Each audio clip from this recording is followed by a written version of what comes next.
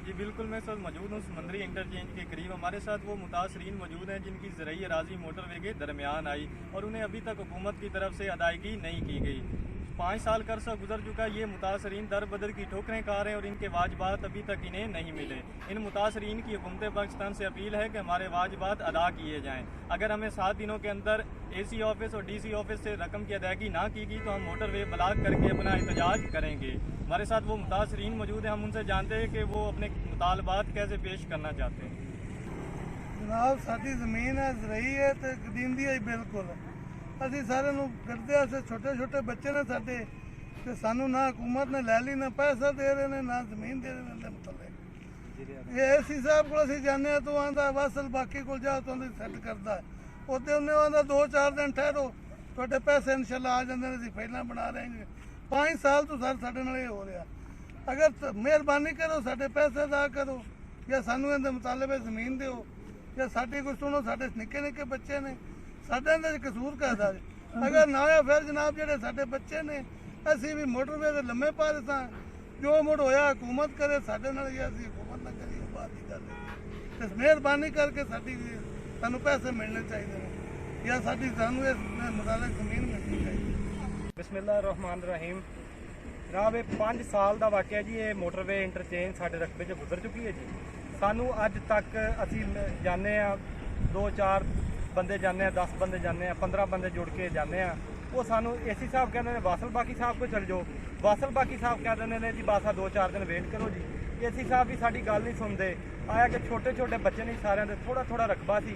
ਗਰੀਬ ਆਦਮੀ ਹੈ ਜੀ, ਬਿਲਕੁਲ ਖਤਮ ਹੋ ਚੁੱਕੀ ਹੈ ਜਮ੍ਹਾਂ ਪੂੰਜੀ ਵੀ। 5 ਘਰ ਸਾਡੇ ਜਿਹੜੇ ਨੇ ਇਸ ਟਾਈਮ ਮੋਟਰਵੇ ਇੰਟਰਚੇਂਜ ਦੇ ਵਿੱਚ ਆਏ ਸੀ, ਉਹ ਪੰਜੇ ਦੇ ਪੰਜੇ ਇਹਨਾਂ ਨੇ ਢਾਹ ਦਿੱਤੇ ਨੇ। ਅੱਜ ਤੱਕ ਉਹਨਾਂ ਦਾ ਕੋਈ ਮੁਆਵਜ਼ਾ ਨਹੀਂ ਮਿਲਿਆ ਸਾਨੂੰ। ਨਾ ਇੰਟਰਚੇਂਜ ਦੇ ਪੈਸੇ ਦੇ ਰਹੇ ਨੇ ਤੇ ਨਾ ਮੋਟਰਵੇ ਮਕਾਨਾਂ ਦੇ ਪੈਸੇ ਦੇ ਰਹੇ ਨੇ। ਆਇਆ ਕਿ ਮਿਹਰਬਾਨੀ ਸਾਡੀ ਵਜ਼ੀਰ ਆਜ਼ਮ ਨਾਲ ਦਰਖਾਸਤ ਹੈ ਕਿ ਸਾਡਾ ਮੁਤਾਲਬਾ ਜਲਦੀ ਤੋਂ ਜਲਦੀ ਹੱਲ ਕੀਤਾ ਜਾਵੇ। ਜ਼ਮੀਨ ਸਾਡੀ ਇੰਟਰਚੇਂਜ ਵਾਲੇ ਨਾ, ਇਹਦੇ 5 ਸਾਲ ਹੋ ਗਏ ਨੇ, ਇਹਦਾ ਪੈਸਾ ਅਦਾ ਨਹੀਂ ਹੋਇਆ ਤੇ ਛੋਟੇ ਛੋਟੇ ਬੱਚੇ ਨੇ ਇਹ ਜ਼ਮੀਨ ਇਹਨਾਂ ਕਬਜ਼ੇ 'ਚ ਲੈ ਲਈ ਹੈ, ਇਹਨਾਂ ਦੇ ਪੈਸੇ ਨਹੀਂ ਦੇ ਰਹੇ। ਤੇ ਮਿਹਰਬਾਨੀ ਕੀਤੀ ਜਾਵੇ ਵਜ਼ੀਰ ਆਲਾ ਸੇ, ਸਾਡੀ ਗੁਜ਼ਾਰਿਸ਼ ਹੈ ਕਿ ਇਹਦੇ ਸਾਨੂੰ ਪੈਸੇ ਅਦਾ ਹੋ ਜਾਣ, ਨਹੀਂ ਤਾਂ ਵਰਨਾ ਅਸੀਂ ਮੋਟਰਵੇ ਬਲਾਕ ਕਰ ਦਿਆਂਗੇ ਤੇ ਫਿਰ ਇਹਦਾ ਕੁਛ ਨਾ ਕੁਛ ਹੱਲ ਤੁਸੀਂ ਕਰੋਗੇ। ਤੇ ਬਿਹਤਰ ਇਹੀ ਹੈ ਕਿ ਤੁਹਾਡੀ ਮਿਹਰਬਾਨੀ ਹੈ ਕਿ ਸਾਡਾ ਕੁਛ ਨਾ ਕੁਛ ਪੈਸਿਆਂ ਦਾ ਕਰ ਦਿਓ, ਮਿਹਰਬਾਨੀ ਤੁਹਾਡੀ। ਆਦਮ ਅੱਗੇ ਬੜੀ ਅਪੀਲ ਕੀਤੀ ਜਾਂਦੀ ਹੈ ਕਿ ਸਾਡੇ ਜਿਹੜੇ ਨੇ ਛੋਟੇ ਛੋਟੇ ਬੱਚੇ ਨੇ ਔਰ ਸਾਡੇ ਕੋਲ ਇਹੀ ਰਕਬਾ ਸਨ ਜਿਹੜਾ ਕਿ ਮੋਟਰਵੇ 'ਚ ਆ ਗਿਆ ਤੇ 5 ਸਾਲ ਹੋ ਗਏ ਨੇ, ਹਾਲੇ ਤੱਕ ਸਾਨੂੰ ਜਿਹੜਾ ਨਾ ਉਹਦੇ ਕੋਈ ਵਾਜਬਾਤ ਨਹੀਂ ਦਿੱਤੇ ਗਏ। ਤੇ ਜਦੋਂ AC ਸਾਹਿਬ ਕੋ ਜਾਂਦੇ ਆ, ਉਹ ਪਟਵਾਰੀ ਸਾਹਿਬ ਕੋ ਭੇਜ ਛੱਡਦੇ ਨੇ, ਪਟਵਾਰੀ ਕੋ ਜਾਂਦੇ ਉਹ AC ਕੋ ਭੇਜ ਦਿੰਦੇ ਨੇ। ਤੇ ਮੁੜ ਕੇ ਜੇ ਅਸੀਂ ਉੱਥੇ ਜਾ ਕੇ ਬਾਹਰ ਰੋਡ ਬਲਾਕ ਕਰਦੇ ਹਾਂ ਤਾਂ ਸਾਨੂੰ ਜਿਹੜਾ ਨਾ ਉਹ ਜ਼ਿਆਦਤੀ ਕੀਤੀ ਜਾਂਦੀ ਹੈ। ਹੁਣ ਅਸੀਂ ਬਹੁਤ ਤੰਗ ਆ ਚੁੱਕੇ ਹਾਂ। ਹੁਣ ਸਾਡੇ ਕੋਲ ਉਹੀ ਇੱਕ ਖਾਣ ਵਾਸਤੇ ਵਸੀਲਾ ਸੀ, ਉਹ ਵੀ ਜਿਹੜਾ ਨਾ ਸਾਡਾ ਬਰਬਾਦ ਹੋ ਚੁੱਕਿਆ। ਹੁਣ ਅਸੀਂ ਜਿਹੜਾ ਨਾ ਰੋਡ ਬਲਾਕ ਕਰਨਾ ਹੈ, ਮੋਟਰਵੇ ਬਲਾਕ ਕਰ ਛੱਡਣੀ ਹੈ, ਆਪਣੇ ਜਿਹੜੇ ਬੱਚਿਆਂ ਨੂੰ ਲਿਆਣ ਕੇ ਅਸੀਂ ਇੱਥੇ ਬਿਠਾ ਦੇਣਾ। ਮੁੜ ਕੇ ਇਹਦਾ ਰਿਸਪੌਂਸਿਬਲ ਜਿਹੜਾ ਨਾ ਉਹ ਵਜ਼ੀਰ ਆਲਾ ਸਾਹਿਬ ਹੀ ਹੋਣਗੇ ਜਾਂ ਵਜ਼ੀਰ ਆਜ਼ਮ ਸਾਹਿਬ ਹੋਣਗੇ, ਕਿਉਂਕਿ ਅਸੀਂ ਹੁਣ ਤੰਗ ਆ ਚੁੱਕੇ ਹਾਂ। ਸਾਡਾ ਇਹ ਜਿਹੜਾ ਨਾ ਆਖਰੀ ਹੈ। 5 ਸਾਲ ਹੋ ਗਏ ਨੇ, ਹਾਲੇ ਤੱਕ ਕੋਈ ਬੰਦਾ ਸਾਡੇ ਕੋਲ ਨਹੀਂ ਆਇਆ, ਕਿਸੇ ਨੇ ਆਣ ਕੇ ਸਾਡੀ ਗੱਲ ਨਹੀਂ ਸੁਣੀ ਹੈ। ਅਲਬੱਤਾ ਅਗਰ ਅਸੀਂ ਜਾਂਦੇ ਹਾਂ ਤੇ ਉਹ ਸਾਨੂੰ ਜਿਹੜਾ ਨਾ ਜ਼ਲੀਲੋ ਖਵਾਰ ਕਰਕੇ ਵਾਪਸ ਭੇਜ ਛੱਡਦੇ ਨੇ। ਇਮਰਾਨ ਖਾਨ ਜੀ, ਸਾਡੀ ਜ਼ਮੀਨ ਮੋਟਰਵੇ ਦੇ ਵਿੱਚ ਆ ਗਈ ਹੈ ਤੇ ਪੈਸਾ ਸਾਨੂੰ 5 ਸਾਲ ਹੋ ਗਏ ਨਹੀਂ ਡੀਜਾ, ਸਮਝ ਆਈ। ਬਾਲੀ ਬੱਚਾ ਭੁੱਖਾ ਬੈਠਾ ਤੇ ਕੋਈ ਹਾਲ ਨਹੀਂ ਬਣਿਆ ਖੜਾ। ਮਜ਼ਦੂਰ ਬੰਦਾ, ਮੇਰੀ ਲੱਤ ਟੁੱਟੀ ਹੋਈ ਹੈ ਤੇ ਇਹ ਮਿਹਰਬਾਨੀ ਕਰਕੇ ਸਾਨੂੰ ਪੈਸੇ ਦਿਓ। अस्सलाम वालेकुम जी सर, वज़ीर आज़म ਲਈ ਸਾਡੀ ਅੱਗੇ ਅਪੀਲ ਆ ਕਿ ਸਮੁੰਦਰੀ ਤੋਂ 9 ਕਿਲੋਮੀਟਰ ਹੈਗਾ M3 ਮੋਟਰਵੇ ਇੰਟਰਚੇਂਜ। ਮੋਟਰਵੇ ਵਾਲੇ ਨੂੰ ਪੈਸੇ ਮਿਲ ਚੁੱਕੇ ਨੇ। ਸਾਡੀ ਜਿੰਨੀ ਵੀ ਜ਼ਮੀਨ ਇੰਟਰਚੇਂਜ ਆਈ ਹੈ ਕਿਸੇ ਨੂੰ ਕੋਈ ਪੈਸਾ ਨਹੀਂ ਮਿਲਿਆ। 5 ਸਾਲ ਹੋ ਗਏ ਨੇ। 1-2 ਦਫਾ ਅਸੀਂ ਰਸਤਾ ਵੀ ਬੰਦ ਕੀਤਾ ਲੇਕਿਨ ਕੋਈ ਕਿਸੇ ਨੂੰ ਪੈਸਾ ਨਹੀਂ ਮਿਲਿਆ। ਉਲਟਾ ਪੁਲਿਸ ਵਾਲਿਆਂ ਨੇ ਆ ਕੇ ਜ਼ਿਆਦਤੀ ਕੀਤੀ ਹੈ।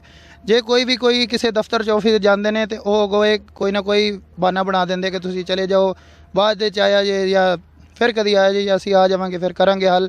ਲੇਕਿਨ ਅਜੇ ਤੱਕ ਕੋਈ ਹੱਲ ਨਹੀਂ ਹੋਇਆ। 5 ਸਾਲ ਹੋ ਗਏ ਨੇ ਇਸ ਗੱਲ ਨੂੰ। ਤੇ ਮੈਂ ਖੁਦ ਡਰਾਈਵਰ ਹਾਂ। ਮੈਂ ਇੱਥੇ ਯਾਨੀ ਕਿ ਮੋਟਰਵੇ 'ਤੇ ਇੱਥੇ ਵੀ ਕੰਮ ਕਰਦਾ ਰਿਹਾ। ਮੋਟਰਵੇ ਵਾਲਿਆਂ ਨੂੰ ਪੈਸੇ ਵੀ ਕਈਆਂ ਦੇ ਰਹਿੰਦੇ ਨੇ ਲੇਕਿਨ ਇਹ 2 इंटरचेंज है समुद्री से तानलिया वाला रोड जो है फैसलाबाद से 50 किलोमीटर।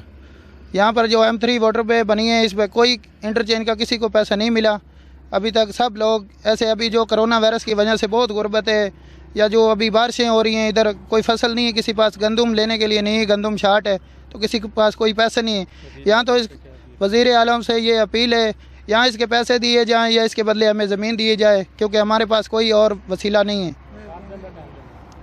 जी बिल्कुल, मुतासरीन का कहना है कि हमारी वज़ीर आज़म पाकिस्तान से अपील है कि हमें जो हमारे वाजिबात हैं उनकी अदायगी की जाए। मुतासरीन का कहना है कि हमें 5 साल हो चुके हैं, हमारी ज़रई अराज़ी जो मोटरवे समंदरी इंटरचेंज के दरमियान आई अभी तक हमें अदायगी नहीं की गई। हम असिस्टेंट कमिश्नर समंदरी के ऑफिस में जाते हैं लेकिन हमें टाल मटोल से काम लिया जा रहा है। उनका कहना है कि हम नहायत ही गुर्बत की ज़िंदगी गुजार रहे हैं, हमारे छोटे छोटे बच्चे हैं। हमारी 18 एकड़ के करीब जो अराजी है वो मोटरवे समंदरी इंटरचेंज के दरमियान आई, जिसकी अभी तक अदायगी नहीं की गई। वज़ीर आज़म साहब खुदारा इस चीज़ का नोटिस लें और वाजिबात की अदायगी की जाए। मोहम्मद वकार हुसैन, TV तांदलियाँ वाला।